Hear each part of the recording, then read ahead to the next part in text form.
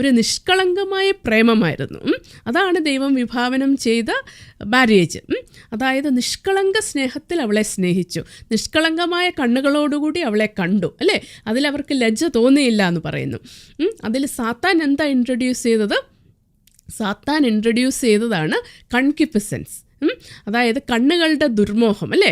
എന്ത് വേണമെങ്കിലും ആകാം, ജഡിക മോഹം, അല്ലെ ആ ഒരു കൺക്യുപിസൻസ്, എന്താ അതിന് പറയുന്നത്, ലസ്റ്റ്, അല്ലെങ്കിൽ ആ ഒരു നിഷ്കളങ്ക പ്രേമത്തിലേക്ക് സാത്താൻ ഇൻട്രൊഡ്യൂസ് ചെയ്തത് അതാണ്.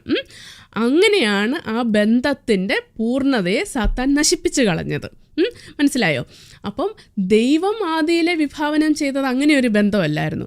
ദൈവം വിഭാവനം ചെയ്തത് നിഷ്കളങ്കമായ ഒരു സ്നേഹബന്ധമായിരുന്നു, അല്ലേ? ആ നിഷ്കളങ്കമായ സ്നേഹബന്ധത്തിലേക്ക് നമുക്ക് എപ്പോഴുയരാൻ സാധിക്കുന്നു. അപ്പോൾ മാത്രമേ നമുക്ക് പറയാൻ പറ്റുള്ളൂ നമ്മൾ ഭാര്യയും ഭർത്താവും തമ്മിലൊരു പെർഫെക്റ്റ് സ്നേഹബന്ധമാണെന്ന്, അല്ലേ? ആ